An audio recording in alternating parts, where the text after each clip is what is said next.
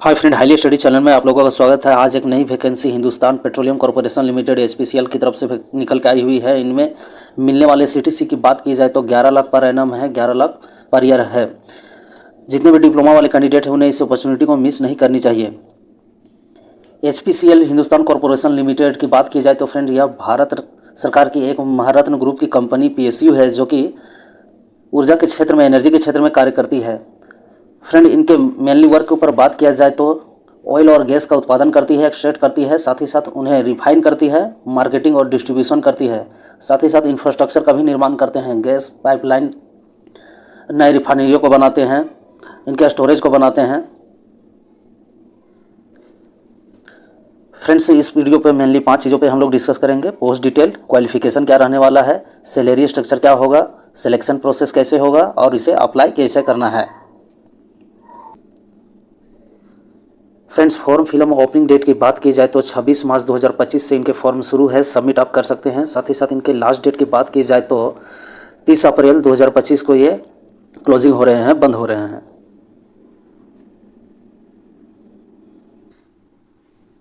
Friends, इनके post detail के ऊपर बात किया जाए तो जूनियर एक्जीक्यूटिव मैकेनिकल की बात की जाए तो इनमें टोटल 11 वैकेंसियाँ हैं। इनके क्वालिफिकेशन की बात की जाए तो 3 year full time regular diploma होना चाहिए, मैकेनिकल इंजीनियरिंग में होना चाहिए। इनके एज लिमिट की बात की जाए तो friends last age limit 25 years रखे गए हैं। Post number 2 junior executive electric की बात की जाए तो फ्रेंड इनमें 70 पोस्ट निकले हुए हैं। इनके एजुकेशनल क्वालिफिकेशन की बात की जाए तो 3 year full time regular diploma होना चाहिए इलेक्ट्रिकल इंजीनियरिंग में, और इनके मैक्सिमम एज लिमिट की बात की जाए तो 25 ईयर्स रखे गए हैं।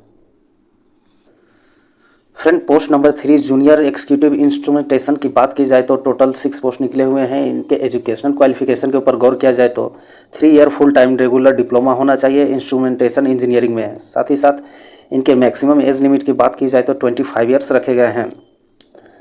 Post number 4 junior executive chemical की बात की जाए फ्रेंड्स तो इनमें 1 पोस्ट निकले हुए हैं। इनके एजुकेशनल क्वालिफिकेशन की बात की जाए तो 3 year full time regular diploma होना चाहिए केमिकल इंजीनियरिंग में, और इनके मैक्सिमम एज लिमिट की बात की जाए तो 25 ईयर्स रखे गए हैं। पोस्ट नंबर 5 की बात की जाए फ्रेंड, पोस्ट नंबर 5 की जो बात की जाए junior executive fire and safety की तो 28 पोस्ट इनमें निकल के आए हुए हैं। इनके एजुकेशनल क्वालिफिकेशन के ऊपर बात किया जाए तो any science graduate plus diploma in fire and safety में होना चाहिए। फ्रेंड्स, किसी में भी ग्रेजुएट आप हों प्लस डिप्लोमा होना चाहिए फायर एंड सेफ्टी में। इनके मैक्सिमम एज लिमिट की बात की जाए तो फ्रेंड 25 ईयर्स रखे गए हैं। साथ ही फ्रेंड्स, यहाँ एक्सपीरियंस की बात की जाए तो नील मीन्स फ्रेंड यहाँ पे कोई एक्सपीरियंस का नहीं मांगा गया है आपसे, बिल्कुल फ्रेशर कैंडिडेट भी आप इसे अप्लाई कर सकते हैं। साथ ही फ्रेंड, जिन जिन डिपार्टमेंट में वैकेंसियाँ निकली है उनके अगेंस्ट पार्टिकुलर पोस्ट में कौन कौन सी डिग्रियाँ वैलिड है वो दिए गए हैं। तो मैकेनिकल में मैकेनिकल इंजीनियरिंग चाहिए, इलेक्ट्रिकल में इलेक्ट्रिकल इंजीनियरिंग चाहिए, इंस्ट्रूमेंटेशन में इंस्ट्रूमेंटेशन सिंपली आप किए हैं तो वैलिड है। अरे यार,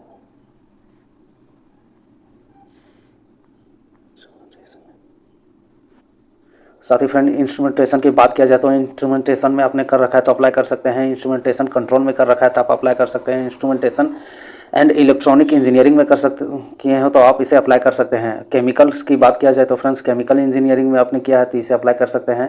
केमिकल एंड टेक्नोलॉजी में किया है तो आप इसे अप्लाई कर सकते हैं। फायर एंड सेफ्टी की बात किया जाए फ्रेंड्स तो फायर एंड सेफ्टी में आपने कर रखा है तो आप इसके लिए एलिजिबल है इस पोस्ट के लिए। साथ ही फ्रेंड्स, यहाँ पे बोले गए हैं कि minimum marks for UR OBC and EWS के लिए 60% मार्क्स चाहिए। फ्रेंड्स, आपके जो डिग्री हैं रिलेवेंट ट्रेड में जो डिग्री होंगे उनमें 60% मार्क्स होना चाहिए यूआर ओबीसी और ईडब्ल्यूएस क्लास के लिए। साथ ही साथ फ्रेंड, एसटी एससी और पीडब्ल्यूडी जो डिजेबल कैंडिडेट हैं उनके 50% मार्क्स होने चाहिए रिलेवेंट ट्रेड में।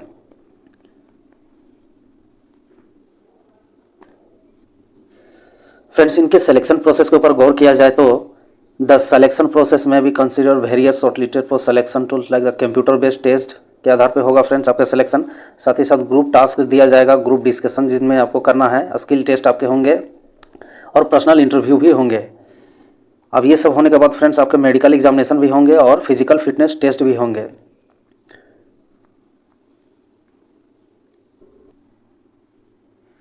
सीबीटी की बात किया जाए तो फ्रेंड्स ये 2 पार्ट में होंगे। पहले जनरल एप्टीट्यूड होंगे और सेकेंड पार्ट में टेक्निकल प्रोफेशनल नॉलेज होंगे। अब पहले पार्ट की बात किया जाए तो फ्रेंड्स इनमें इंग्लिश लैंग्वेज होंगे, क्वांटिटेटिव एप्टीट्यूड टेस्ट होंगे, इंटेलेक्चुअल पोटेंशियल टेस्ट होंगे जो कि लॉजिकल रीजनिंग और डाटा इंटरप्रेशन के नाम से जाने जाते हैं। टेक्निकल प्रोफेशनल नॉलेज की बात किया जाए तो फ्रेंड्स आपके रिलेवेंट ट्रेड या डिग्री से जिनमें आपने कर रखा होगा, किसी ने मैकेनिकल कर रखा होगा, किसी ने इलेक्ट्रिकल में कर रखा होगा, तो उस फील्ड से आपके क्वेश्चन पूछे जाएंगे। साथ ही फ्रेंड्स इस वाले टॉपिक के ऊपर गौर किया जाए तो candidate qualifying the computer based test में भी called for group task. Candidate जब सीबीटी पास कर लेंगे फ्रेंड तब उन्हें ग्रुप टास्क के लिए बुलाया जाएगा। ग्रुप टास्क और डिस्कशन के लिए उन्हें बुलाया जाएगा, स्किल टेस्ट के लिए बुलाया जाएगा और पर्सनल इंटरव्यू के लिए भी बुलाया जाएगा। तो क्या है फ्रेंड, पहले कैंडिडेट जो है सीबीटी पास करेंगे, उसके बाद सीबीटी पास करने के बाद उन्हें ग्रुप डिस्कशन में बुलाया जाएगा। अब ग्रुप डिस्कशन पास करने के बाद में उन्हें पर्सनल इंटरव्यू में बुलाया जाएगा। अब पर्सनल इंटरव्यू भी पास कर लेने के बाद उन्हें प्री मेडिकल एग्जामिनेशन के लिए उन्हें बुलाया जाएगा एंड फिजिकल फिटनेस एफिशिएंसी ये भी टेस्ट होंगे साथ में।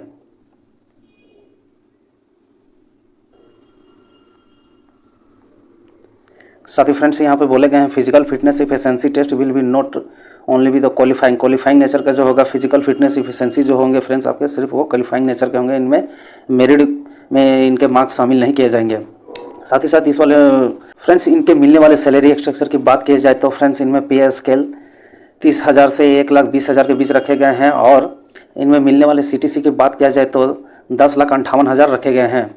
साथ ही साथ बोला गया है फ्रेंड्स रिटायरमेंट बेनिफिट मिलेगा आपको, डियरनेस अलाउंस, महंगाई भत्ता तो मिलेगा ही, होम रेंट अलाउंसेस मिलेगा एंड कैफ्रिको अलाउंसेस, ये सारे मीन्स फ्रेंड यहाँ पे सारे अलाउंसेस और जितने भी आपके यहाँ बेनिफिट मिलने चाहिए वो सभी मिलेंगे।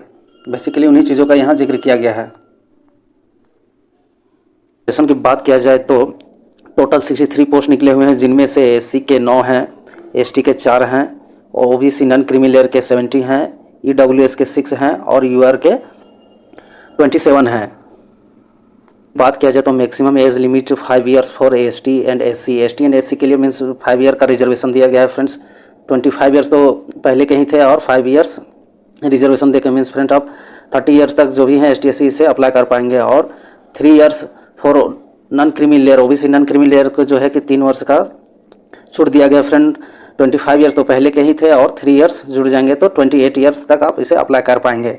साथ ही साथ 10 ईयर पीडब्ल्यूडी जो यूआर से जो डिजेबल कैंडिडेट आते हैं उन्हें 10 ईयर का छूट दिया गया है और जो disable candidate OBC non creamy layer से आते हैं उन्हें 13 ईयर्स का छूट दिया गया है और साथ ही साथ जो एसटी से पीडब्ल्यूडी कैंडिडेट आते हैं उनके लिए 15 ईयर्स का छूट दिया गया है।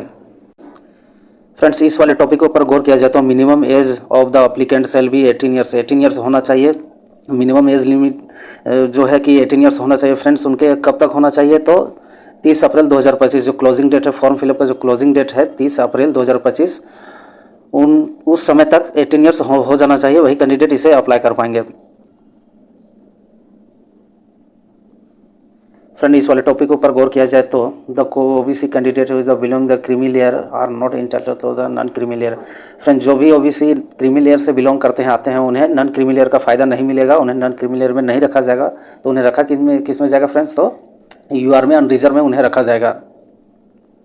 पर गौर किया जाए तो बोला गया है if the ST SC OBC and PWD candidate has the issue language other than English and Hindi the candidate will be required submit self certified translated copy of the same other English. Means friend यहाँ पर बोला गया है कि अगर उनका जो certificate जो है एसटी एससी ओबीसी या पीडब्ल्यूडी के जो सर्टिफिकेट होते हैं उनके सिर्फ हिंदी और इंग्लिश में ही होना चाहिए। अगर दूसरे लैंग्वेज में हैं तो उन्हें सेल्फ सर्टिफाइड ट्रांसलेट कॉपी उन्हें एक देना होगा इसके रिगार्डिंग।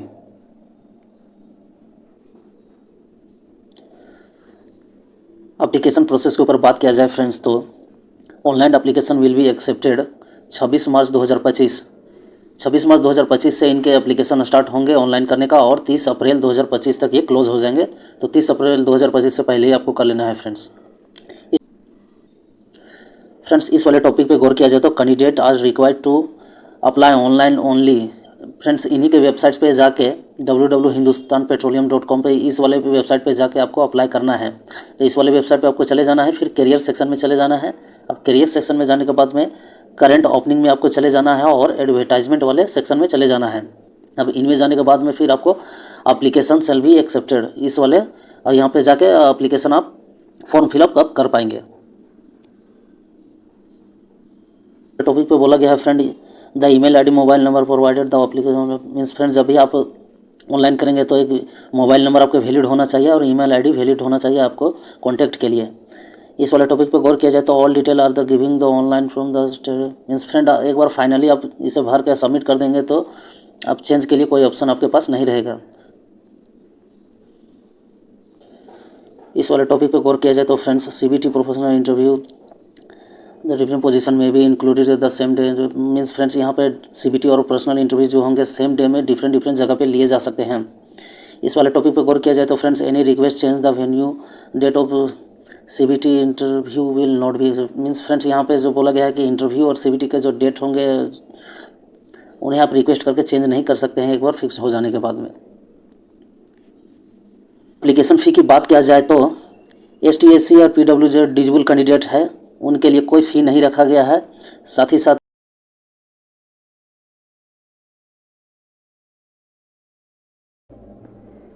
फ्रेंड इस वाले टॉपिक पे बात किया जाए तो पेमेंट मेथड का बात भी बोला गया है। तो किन किन चीज़ों से पेमेंट कर सकते हैं तो डेबिट कार्ड से कर सकते हैं, क्रेडिट कार्ड से कर सकते हैं, UPI से कर सकते हैं, नेट बैंकिंग से कर सकते हैं, ऑनलाइन पे एप्लीकेशन फीस से भी कर सकते हैं, फ़ोनपे वगैरह से कर सकते हैं, गूगल पे से कर सकते हैं, ये सबसे कर सकते हैं।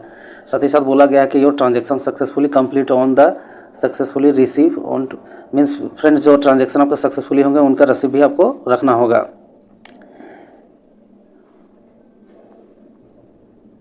साथ ही फ्रेंड्स कुछ जनरल इंस्ट्रक्शन दिए गए हैं जिनके ऊपर गौर किया जाए तो only Indian national can apply, जो अप्लाई करेंगे वो इंडियंस होने चाहिए, केवल वही अप्लाई कर सकते हैं। All the complete age relevant the experience required shall be qualified is done by respect. यहाँ पे बोला गया फ्रेंड्स जो आपके एज होंगे या रिजर्वेशन जो भी उठाना चाहते हैं या फिर जो एक्सपीरियंस से रिलेटेड जो भी डिटेल होंगे आपके 30 अप्रैल 2025 से काउंट किए जाएंगे। जो आपका एज जो हो जाना चाहिए 18 वर्ष 30 अप्रैल 2025 तक हो जाना चाहिए और जितने भी डॉक्यूमेंट्स हो गए ये सब सारे 30 अप्रैल 2025 के डेट से ही ये निर्धारित किए जाएंगे। साथ ही फ्रेंड्स यहाँ पे बोला गया है कि all the qualification should be full time regular course होना चाहिए, कोई डिस्टेंस नहीं होना चाहिए। जितने भी डिप्लोमा के कोर्स हैं 3 इयर्स मीन्स 3 इयर्स ही होने चाहिए और वो AICT से अप्रूव होना चाहिए, UGC से अप्रूव होना चाहिए वो सब डिग्रियाँ। इस वाले टॉपिक के ऊपर गौर किया जाए फ्रेंड्स तो candidate processing the higher professional qualification such as the degree engineering BE BTech AME means friend यहाँ पे बोला गया है कि जो भी हायर एजुकेशन वाले डिग्रियाँ हैं BE BTech या इससे संबंधित अन्य जो डिग्रियां हैं वो एलिजिबल नहीं होंगे। केवल ये डिप्लोमा के लिए पोस्ट निकले हुए हैं तो डिप्लोमा वाले ही इसके लिए एलिजिबल है, डिप्लोमा वाले ही भर पाएंगे और हायर एजुकेशन वाले को अलाउ नहीं किया गया है। टॉपिक पे गौर किया जाए तो द डिप्लोमा के the industrial for the shall be the consider diploma under the means friend यहाँ पे बोला गया है कि जो भी डिप्लोमा लेटरल एंट्री में जिन्होंने एडमिशन करवाया था और लेटरल एंट्री के थ्रू अपने डिप्लोमा कोर्स को कंप्लीट किए हैं ITI प्लस डिप्लोमा जिनके पास है तो वो भी एलिजिबल हैं। इनमें शर्त क्या है फ्रेंड कि जो 4 सेमेस्टर का जो रिजल्ट है उनको मिला के वो 60% वाले कैटेगरी में है तो 60% उनका होना चाहिए और अगर 50% वाले में है वो तो 50% इनका होना चाहिए चारों सेमेस्टर को मिला के। इस वाले टॉपिक पे गौर किया जाए तो candidate expect final year diploma the must be the position the diploma certificate marksheet applicant can be means friend यहाँ पे बोला गया है कि जो फाइनल ईयर वाले स्टूडेंट है डिप्लोमा के उनको छोड़कर जितने भी स्टूडेंट है जो अप्लाई करेंगे वो एप्लीकेशन के टाइम सारे मार्कशीट और सारे आपको जितने भी मार्कशीट रहेंगे उन्हें फुलफिल करना होगा, उनको दिखाना होगा। टॉपिक नंबर इस पे 10 पे बात किया जाए तो friends candidate who are the final year also can eligible. तो फाइनल ईयर में जो भी कैंडिडेट है फ्रेंड्स वो भी अप्लाई कर सकते हैं इसे, लेकिन क्या है शर्त friend appointment shall be subject to eligible. जब अपॉइंटमेंट आपका होगा जब ज्वाइनिंग आपको दिया जाएगा उस समय आपको जितना एलिजिबल क्राइटेरिया को फ्रेंड इस वाले टॉपिक के ऊपर गौर किया जाए तो ये काफ़ी इंपॉर्टेंट टॉपिक हो जाता है। क्या बोला गया है फ्रेंड तो sleeper class rail face the fire of computer based test ST/SC and PW means friend यहाँ पे बोला गया है कि जो भी ST/SC और PW जो डिजिबल कैंडिडेट है एग्ज़ाम देने जाएंगे, सीबीटी देने जाएंगे, उनका जो है कि स्लीपर क्लास का जो फेयर, उनको खर्च जो है वो एचपीसीएल ही उठाएगा। साथ ही साथ बोला गया फ्रेंड कि जो भी इंटरव्यू में शामिल होंगे, शॉर्ट लिस्टेड किए जाएंगे इंटरव्यू में, उनका थर्ड टायर एसी का जो टिकट का जो फेयर होंगे, खर्च होंगे, वो भी एचपीसीएल उठाएगा। तो फ्रेंड आप इसे क्लेम कैसे कर सकते हैं? तो ये है कि जो भी आप ट्रैवल करेंगे, जिस सिटी में आपका एग्ज़ाम पढ़ेंगे, वो आपके एड्रेस से 30 किलोमीटर से ज़्यादा ही हो कम ना हो, तब आप इस चीज़ को आप क्लेम कर पाएंगे। क्या करना है क्लेम करने के लिए फ्रेंड्स? तो TA travelling allowance form detail on HPCL, तो एचपीसीएल के वेबसाइट पे जो ट्रैवलिंग अलाउंस फॉर्म है उसे आपको भरना होगा, सबमिट करना होगा ऑनलाइन, ठीक है। अब सबमिट करना हो तो इनके लिए प्रूफ भी आपको देना होगा, कहाँ कहाँ खर्च लगे हैं, टिकटिंग वगैरह का, जो भी आप टिकट करवाएंगे उनके फोटोकॉपी वगैरह वहाँ पे अपलोड करने पड़ेंगे। The fair allowance will be the process through the online mode, तो आपको ऑनलाइन मोड से वो खर्च दे दिया जाएगा। और साथ ही साथ फ्रेंड बोला गया है कि कौन इसके लाभ नहीं उठा सकते हैं? तो जो भी सेंट्रल गवर्नमेंट के एम्प्लॉय हैं या स्टेट गवर्नमेंट के एम्प्लॉय हैं, वो इस चीज़ को लाभ नहीं उठा सकते हैं। तो चलिए फ्रेंड्स, ये काफ़ी अच्छी वैकेंसी है, उम्मीद करता हूँ कि आप इसे फिल करेंगे। साथ ही साथ रेलवे के इंपॉर्टेंट नोटिफिकेशन और ईएसयू सेक्टर के वैकेंसी अपडेट पाने के लिए हाईली स्टडी को सब्सक्राइब करें। Thank you friend for watching, please subscribe highly study.